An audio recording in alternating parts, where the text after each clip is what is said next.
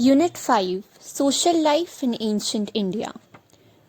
Chapter 1 Varna Jati Caste System. Traditional Indian life is primarily based on a system of class division which is denoted by two terms, Varna, which literally means color, whence character, nature and quality, according to M. Williams, and Jati, the form of existence fixed by birth, according to Apte. The Indian people are thus broadly divided into four groups: the Brahmins or the priestly class, the Kshatriyas or the knightly order, the Vaishyas or the husbandmen and traders, and the Shudras or the class that served the others. The earliest reference to such a division is to be found in the famous Purush Sukta occurring in the 10th Mandal of the Rig Veda. The Brahmin was his mouth. The Rajanya was made his arm. The Vaishyas constituted his thighs. The Shudras sprang from his feet. The Avesta shows that the ancient Iranian people were also divided into an analogous division, that is, the Atharvas, which means priest, Rathestas or charioteers, that is, the chief of warrior, Vastriya Fashyunta, that is, agriculturalist and artisans, and Hyuti, that is, the serfs. This shows that the system of division of mankind into four groups developed among the different branches of Indo-Iranians, and had there been direct evidence, we could have inferred that the Aryans of India might have brought it from outside. The 10th Mandal of Rig Veda, however, is considered to be somewhat later in date by scholars who further maintain that the account in question may be an interpolation. Thus, it has been considered that the so-called fourfold caste system, as we find it in India, was invented in the later Rigvedic age. In ancient Iran, this fourfold division was not based on birth. Some scholars hold that though the second, third and fourth group, that is, the Rathestas, the Vastriyafshayontas and Hyuti, did not form any caste group, the profession of the priest seems to have been hereditary from the earliest times when the classes began to be recognized. This is according to Ghurye in Caste, Class and Occupation, page 141. This, however, does not represent the earliest picture of the Iranian society. The Avesta itself represents Zarathustra as the first priest, warrior and agriculturalist, indicated that in its earliest stage, the gulf between these classes was not an impassable one. In other words, there was no close caste system at the earliest epoch in ancient Iran. The tradition of the Sasanian period that if anyone wanted to follow the evocation of another group, he was to pass through a test proving to be a man of marked talent, must be a very pointing out how the class division in ancient Iran was not based on birth. In its early stages in India also, the fourfold division of mankind was possibly not a hereditary institution but based on guna and karma, as some of the later authorities assert. Thus, the Lord declares in the Gita, "The fourfold order was created by me according to the divisions of quality and active function. Know me for the doer of these, who am yet the imperishable non-doer." Again, it is stated in Bhagavad Gita that the works of Brahmins, Kshatriyas, Vaishyas and Shudras are divided according to the qualities born of their own inner nature. When, however, the Gita was being composed about 200 BC, the early Dharma Sutra writers had been strongly advocating that the fourfold division was primarily based on birth. Their writings illustrate how the Varna was gradually turning into Jati. There is ample historical justification for such a view. After a critical study of the problem, Dr. P.V. Kane comes to the following conclusions. Number 1. By the time of the Brahmin literature, the upper caste, that is the Brahmins, Kshatriyas and the Vaishyas, had already been crystallized in two groups, more or less dependent on birth, while the Shudras, mainly the Dasas and the Dasyus, had already been relegated to a lower position. Number 2. Lower castes like Chandalas had been evolved long before the end of the Vedic period. Number 3. Division of labor in the background of numerous arts and crafts led to the rise of subcaste based on occupation even before the close of the Vedic age. Number 4. There were already some non-Aryan tribes in the Vedic society, and various aboriginal tribes were being admitted into the Aryan folk. So, when the writing of the legal text started in India, the jurists had before them a society dominated by the above factors, showing how the Varna was slowly drifting towards the Jati system. They therefore took the Jati system as the main plank to build upon their edifice. The Varna system was not, however, dying out completely. Dr. D.R. Bhandarkar has shown how in the historical period various foreign tribes who entered into India were admitted into the caste fold. This was possible only through the operation of the Varna system, which is elucidated in the pages of the later works. Thus we read in the great epic, "Neither birth nor the purificatory rites, nor learning nor offspring can be considered as grounds for conferring upon one the dignity of a twice-born person. Indeed, conduct is the only ground." Twice-born person refers to a Brahmin. In the same epic, we read further that by means of good deed, a Shudra can be a Brahmin and a Vaishya a Kshatriya. The Harivamsa informs us that 2 sons of Nabha Garist who were Vaishyas became Brahmins. In the Brahma Puran also, we get an account similar to that of the epic.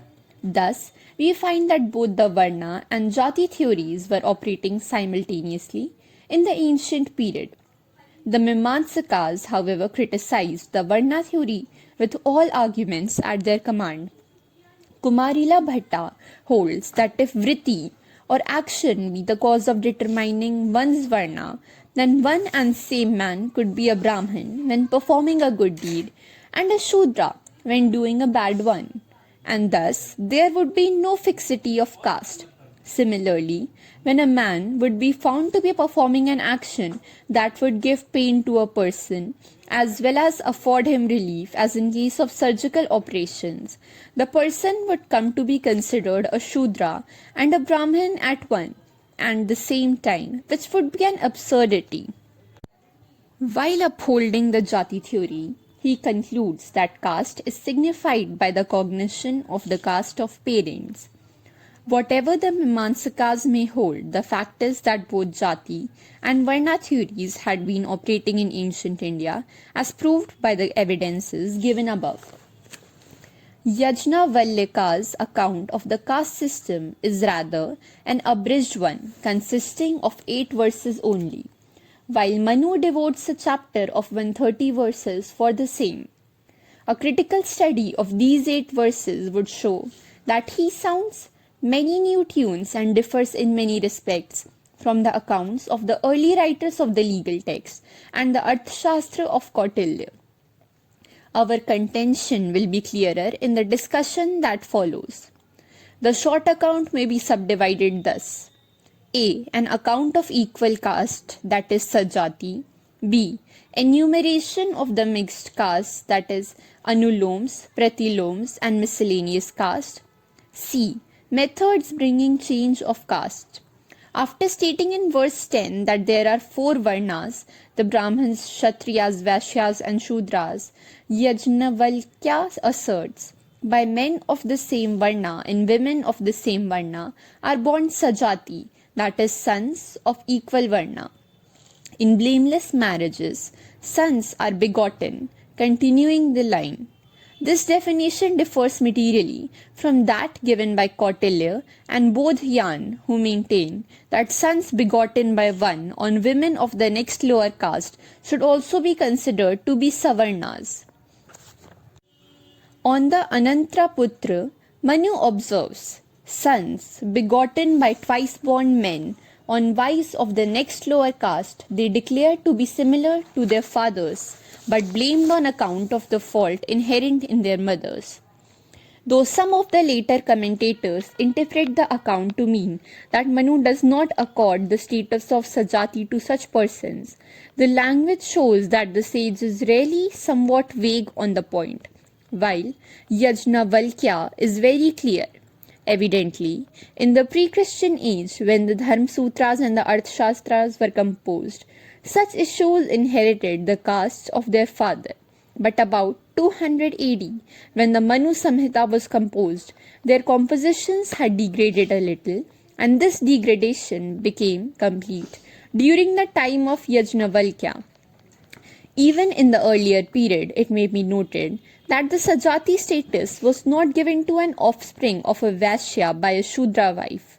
These offsprings are explicitly called Shudras by Kautilya in his Arthashastra. The account of Yajnavalkya shows how, like Manu and others, he was reducing the Varna in the framework of Jati. In this connection, a question would naturally arise as to what would be the position of a person like Vishwamitra and others who had acquired Brahmanhood not by birth but by their deeds.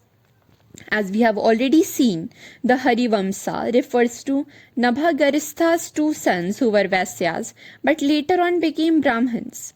Similarly, we read in the Talagunda inscription how Brahman Mayur Sarman took up sword to conquer the earth and his descendants took the title of Varman, a Kshatriya title according to Manu. That is, they became Kshatriyas. Such persons of acquired status cannot be considered Sajati to their parents, but neither could they be included within the mixed caste. If then by Sajati we mean the four higher caste and issues of legally married person of other equal caste, then it may be inferred, as pointed out by Balam Bhatta in the gloss on the Mitakshara, there were two sets of Brahmins, etc. One, the result of the Varna system, and other of the Jati system. Yajnavalkya holds that the blameless marriage of the parents was the precondition of birth of a Sajati. Vishnu, however, simply states, Saman Vargasu Putraha Swargah Bhavanti, but says nothing about the parents' marriage. Balam Bhatta here raises the interesting question of Niyoga, declared legal by Yajnavalkya himself, and observes that the son raised on a Brahmin widow by her husband's younger brother by the method of Niyoga is also a Brahmin, though the parties in this case are not married to each other. This is the case of a Shastra created Brahmin. Though there were originally four Varnas, we find the presence of numerous caste groups in ancient Indian society, and the number of such castes are multiplying every day.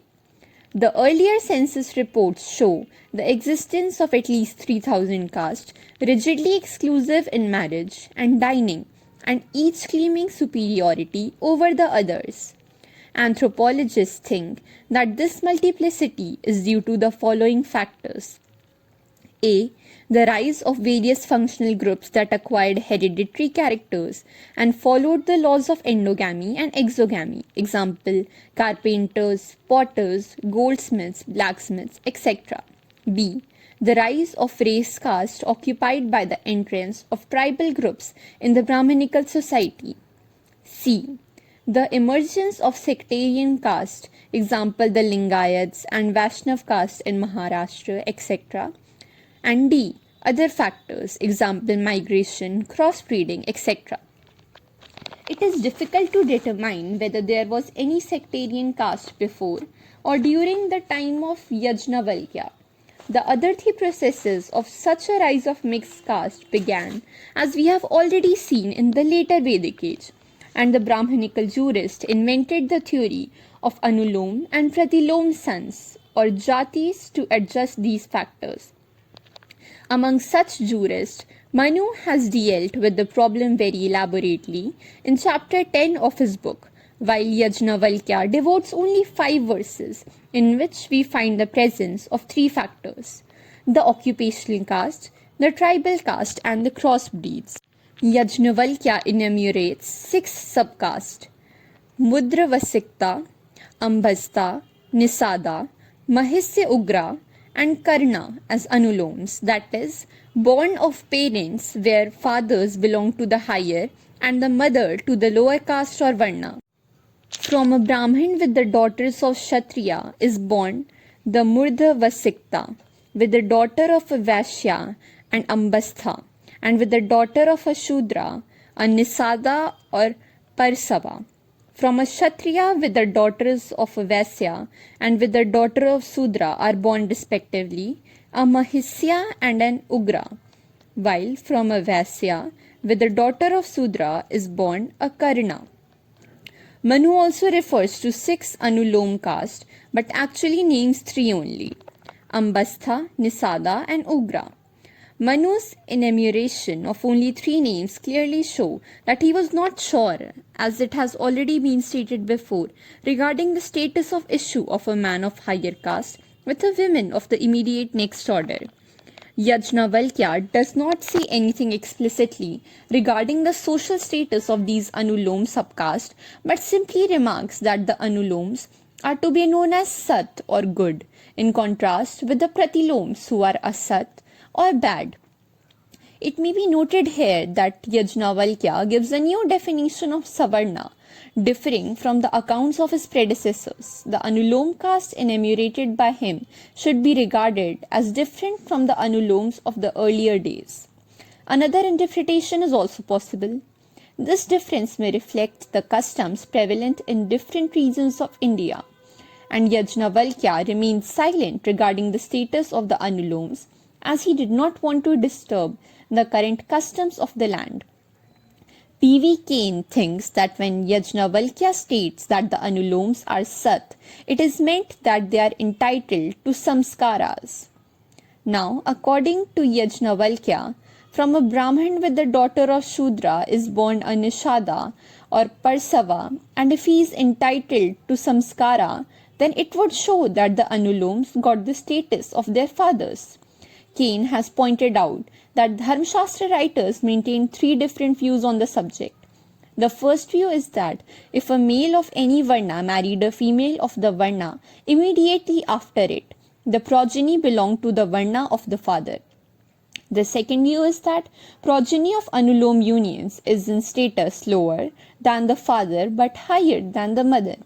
According to the third view, such a progeny is of the same Varna as regards its privileges and obligations as the mother's.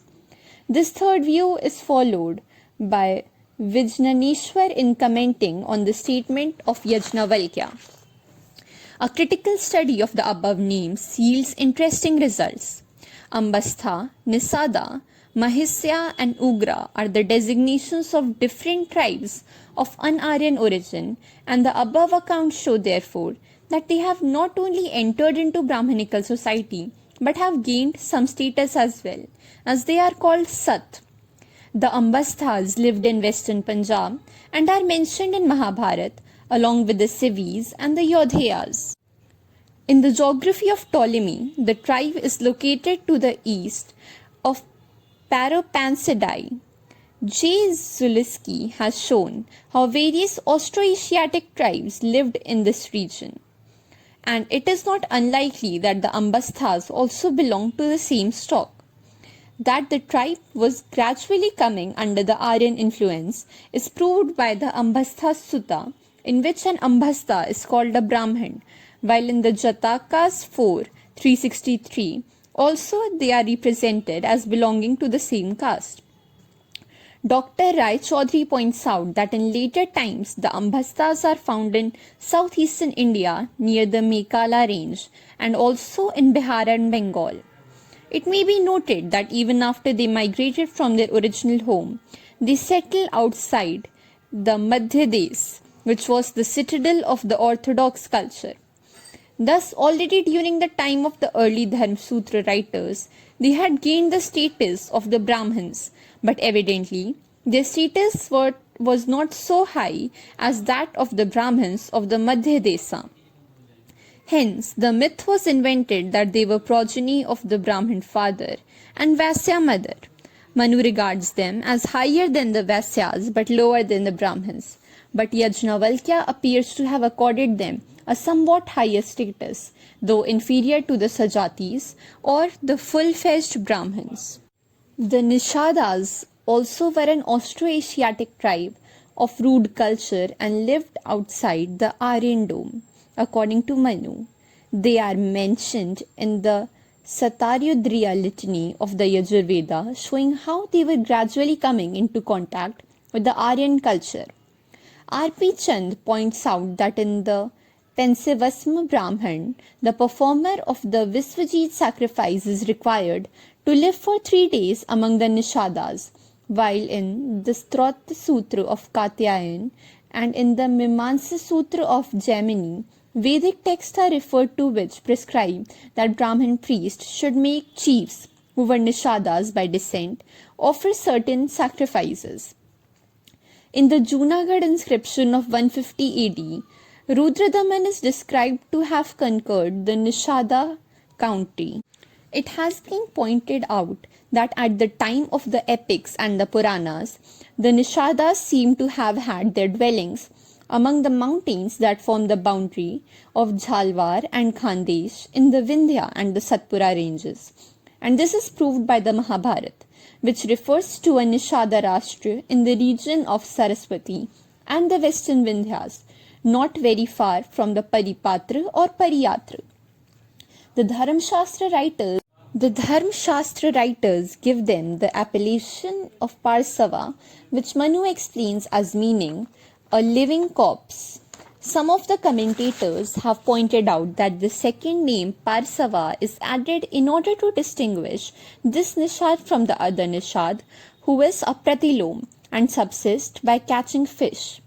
This would show that among the Nishads there were various groups and they were given different strata in the Brahmanical hierarchy. The Mahisyas, born from a Kshatriya with daughter of Vaishya, according to Yajnavalkya, form a very interesting group.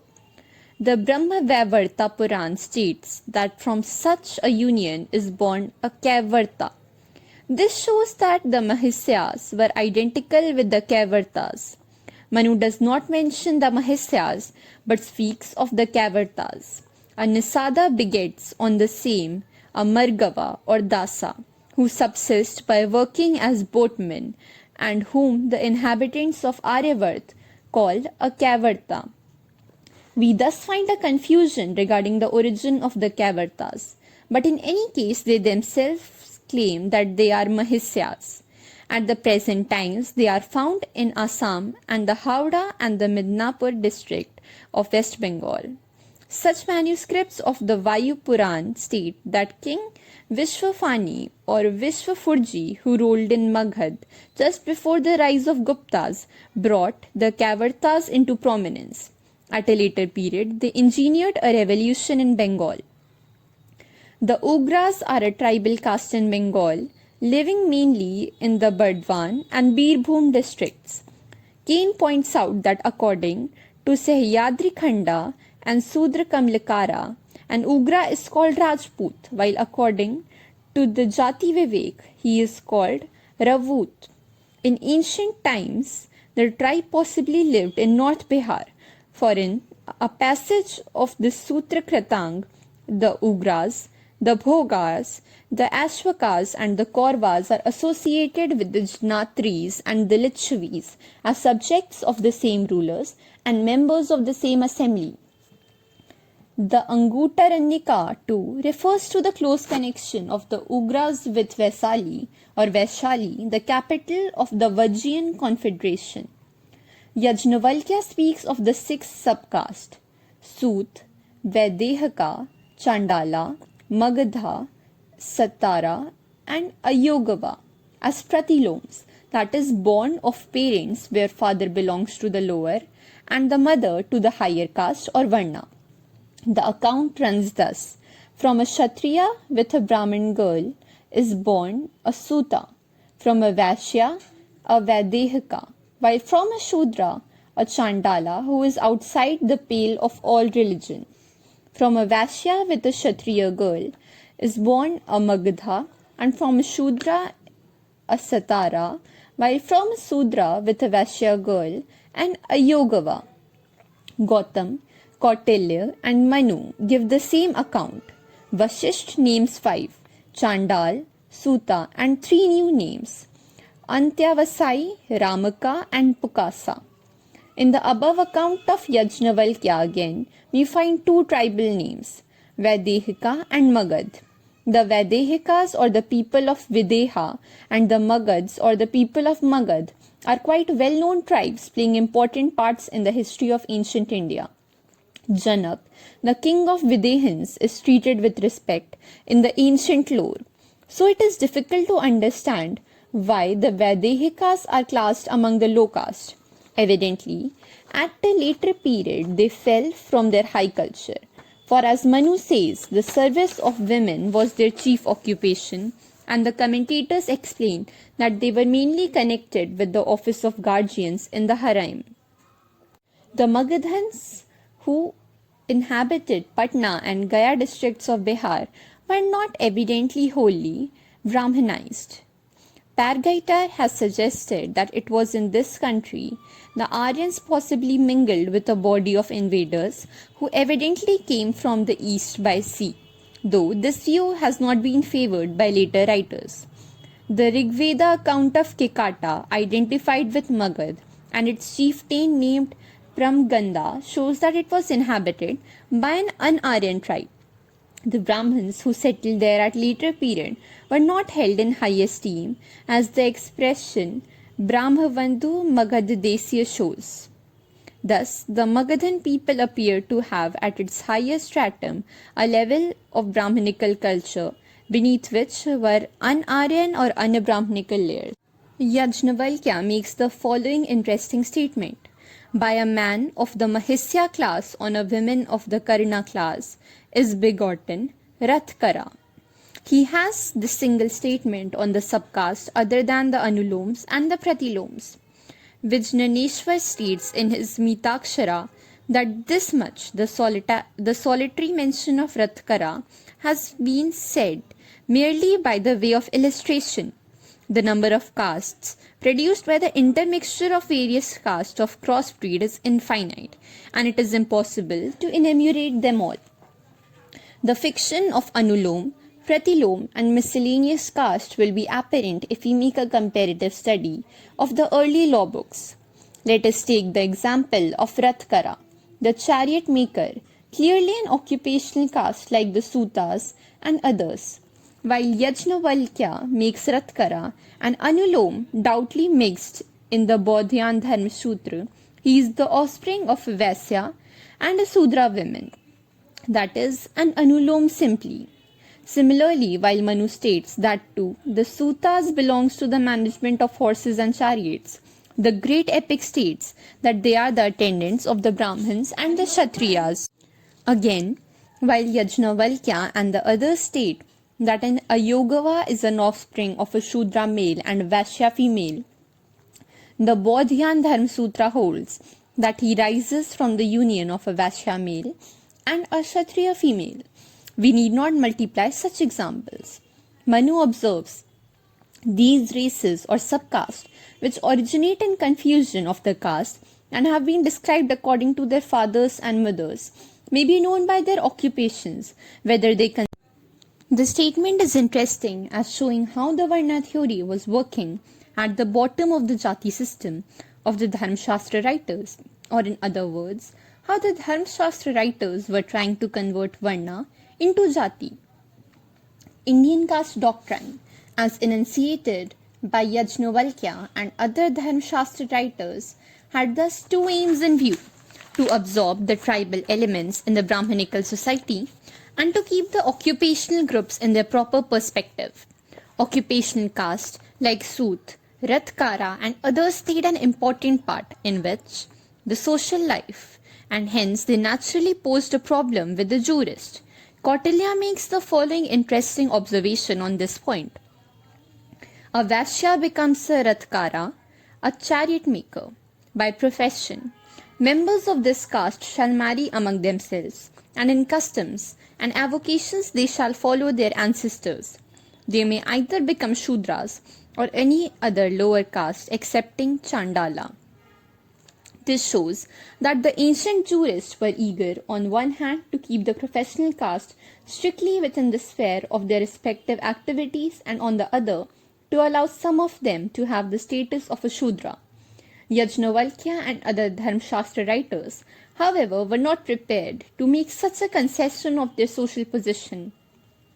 When Kautilya makes the significant statement that the duty of Shudra is the serving of the twice born, that is Dvijati, agriculture, cattle breeding and trade, the profession of artisans and the court boards, he practically gives a large number of the occupational caste the status of the fourth order.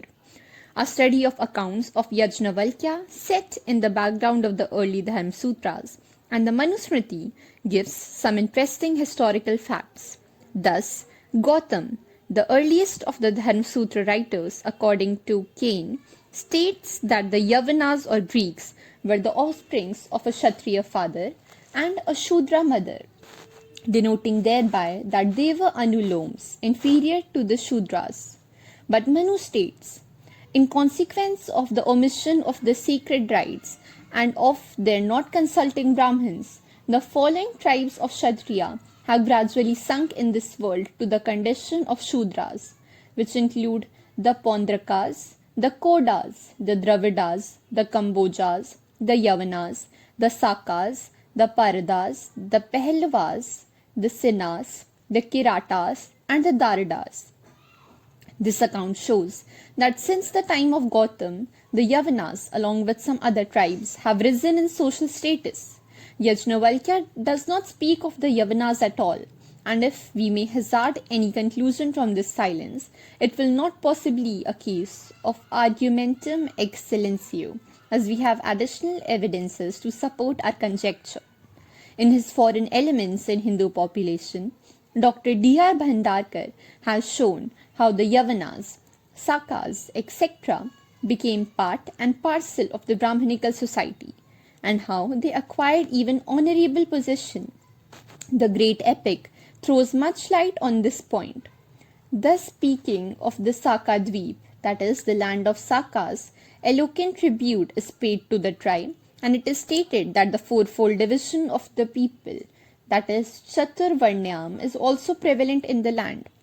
The Magas of the community were Brahmins of high order, the Masakas the Kshatriyas, the Manasas the Vaishyas, and the Mandagas the Sudras. The Magas, the Magi, evidently acted as the priest among the Scythians, and thus they came to be regarded as Brahmins. Ptolemy in his geography also refers to the Brahmanoi Magai or the Brahmana Magas as living near the Betigo ranges, that is Malay, in South India. This clearly shows that the status of some of the foreign tribes had changed entirely since the time of Gautam and Manu, and judged in this background, the silence of Yajnavalkya seems to be a rather significant one. The silence evidently shows that during the time of the sage, many of the tribes that had been looked down upon with contempt had been raised in the scale of caste and had been admitted into the Brahmanical society. The code of Yajnavalkya thus indirectly throws interesting light on the state of caste system in his age. Before we proceed further with the account of Yajnavalkya, we may mention here again that the orthodox Dharmashastra writers really invented myths of Anulom and Pratilom issues, as they found that the tribal groups were entering into the Brahmanical society and the professional caste groups were being formed, which had been shaking the foundation of the fourfold theory of caste. If, in theory, there were 4 castes only, how could so many caste groups be accounted for? The easiest process would have been to give these groups the status of Shudras, as Kautilya had indirectly suggested in his Arthashastra, or any position in the social scale according to the profession, which was the basis of the Varna system. But these jurists could not do so, for many of the tribes were of un-Aryan birth, while others followed professions repugnant to the orthodox taste. Hence, the theory of Anulom and Pratilom was enunciated as they held birth was the basis of social division. In case of the tribal caste, we note a very significant fact. If we analyze the account of the Dharmashastras, we find that most of such castes lived outside the Aryavarta of the earlier writers. This Aryavarta is described as follows. This region, lying to the east of Adarsa or Adarsana, that is the place wherever Saraswati disappears in the sand, the present Hisar in Punjab, to the west of Kalkavana, usually identified with a wild tract near Prayag or Allahabad, to the south of the Himalayas, and to the north of Paripatra, that is the western part of the present Vindhyan range, is called Aryavarta. In the Manusmriti, this region has been called Madhya Desha, the land of ideal culture. It is curious that not a single Anulom or Pratilom caste bearing a tribal name can be located within this region in the period concerned. Bodhian himself says that all men of mixed caste live outside the region in the countries of Avanti, Anga, Magad, Saurashtra, Dakshin Patha, Upbhrat Sindhu, and Sauvir, that is, in all the belts surrounding the above Aryavarta. Linguisticians call the above Aryavarta the land of the inner band of the Aryan group, while surrounding it lies what is called the outer band of the Aryan group. R.P. Chanda points out that here in this outer band, we meet with people of stock different from the Aryan group of the midland. And this region is also infested with many Austroasiatic tribes. Thus, in the Brahmanical enunciation of the caste doctrine, we can trace a gradual fusion of different races and cultures of India. Yajnavalkya makes the following significant statement. The rise in caste comes, be it understood by the fifth or seventh birth even. By confusion of profession comes equality. Adhara, that is lower, and Uttara, that is higher, like the former. The verse is rather a confused one. The commentators explain the first line of the shloka differently. According to Vijnaneshwar, the purpose is that in case the issue of mixed caste, like Murdha Vasikta, Ambhasta, Ugra, etc., are married to a higher caste, and issues of such marriages are likewise married to 5 or 7 consecutive generations, then at the 6th or the 8th stage, the issues acquire the status of a higher caste. From Vijnaneshwar gloss, it is not, however, clear whether such a rule would be applicable in the case of first 3 castes also.